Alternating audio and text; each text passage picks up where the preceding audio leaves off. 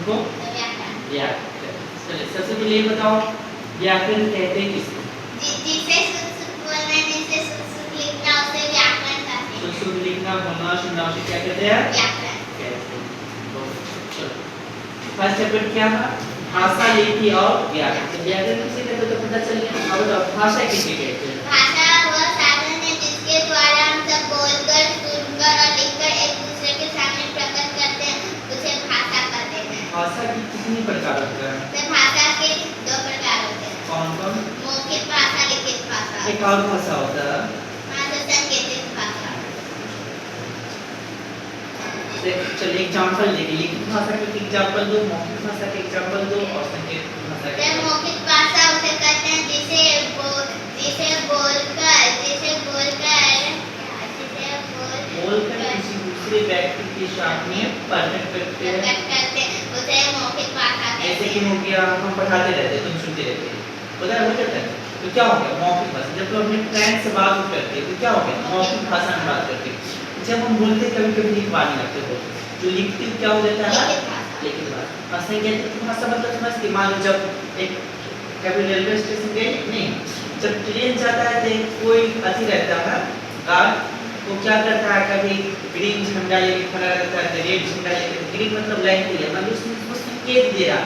Green जो दिखा रहे हैं ना उस मतलब कि रास्ता क्लियर है, गाड़ी जा सकता है। देखिए कि तो ट्रेन पर ऐसे कर रहे हैं, अगर रेड दिखाएगा तो खतरा है, नहीं जाना। ये सब हो गया सांकेतिक भाषा भी समझ गए, लिखित भाषा भी ये सब भी समझ गए, और कोई दिक्कत नहीं है। चलो अब हम तुमको और कुछ बताएंगे। संसार में बहुत सी भाषा बोली जाती है, सभी देशों का अलग अलग भाषाएं हैं। जैसे कि फ्रांस में फ्रेंच होता है, इंग्लैंड में अंग्रेजी, जर्मनी में जर्मनी, रूस में रूसी, स्पेन में स्पेनिश, नेपाल में नेपाली, जापान में जापानी आदि भाषा बोली जाती है। इसी प्रकार भारत में भी अलग अलग राज्यों में अलग अलग भाषाएं बोली जाती है। जैसे बंगाल में बंगाल, महाराष्ट्र में मराठी, तमिलनाडु में तमिल, आंध्र प्रदेश में तेलुगु और कर्नाटक में कन्नड़ और केरल में मलयालम, पंजाब में पंजाबी आदि। भारत के अधिकांश प्रदेशों में हिंदी भाषा बोली जाती है, इसीलिए भारत के संविधान में हिंदी को भारत की राष्ट्रीय भाषा का दर्जा मिला हो। वैसे ये भारतीय संविधान अनुसूची 1 को बाद में तुम पढ़ेंगे तो समझ में आएगा संविधान में अनुसूची क्या होता है। तो अनुसूची 1 में भाषा के बारे में आर्टिकल्स अनुच्छेद 343 के 1 में राष्ट्रीय भाषा हिंदी का राज्य भाषा उसको दर्जा दिया गया हुआ, ठीक है। जैसे कि किसी भी भाषा को लिखने का एक तरीका होता है, प्रत्येक भाषा को लिखते समय कुछ चिन्हों का प्रयोग किया जाता है, जिन्हें लिपि, हाँ लिपि किसे कहते हैं? जब कोई भी देश की भाषा को जो लिखने की कुछ चिन्ह होता है ना, उसी को हम लिपि कहते हैं। लगभग सभी भाषाओं के अलग अलग लिपि होता है। जैसे हिंदी, संस्कृत, याद कर लो, देवनागरी भाषा किसकी होता है? हिंदी, संस्कृत, मराठी। क्या है? देवनागरी है। उर्दू और अरबी फारसी भाषा के, अंग्रेजी और जर्मनी रोमन का, और पंजाबी ग्रुप की, ठीक है।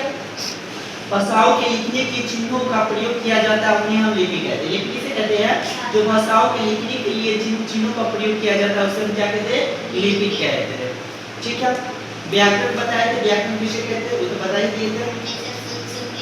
व्याकरण वह शास्त्र है जिसके द्वारा हम भाषा को शुद्ध रूप से बोलना, पढ़ना तथा लिखना सीखते हैं, उसे हम व्याकरण कहते हैं, ठीक है। अब तुम्हारा आ गया एक्सरसाइज, इसको बना के याद करके लाना। फिर अगले दिन हम क्या बताएंगे? वर्ग विचार। देखो लगभग याद हो गया। इसने पूछा भाषा किसे कहते हैं? भाषा वो साधन है जिसके द्वारा अपने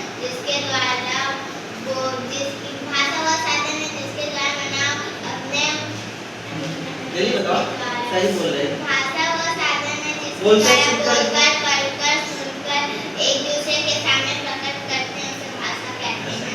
फिर इसमें कुछ व्याकरण का क्या लाभ है, लिपि क्या परिभाषा देखिए बन गया, तो बहुत इजी है, इसको बना लेना है और अगले दिन क्या पढ़ाएंगे? वर्ग विचार के बारे में बताएंगे, ठीक है। अगला सब्जेक्ट कौन है?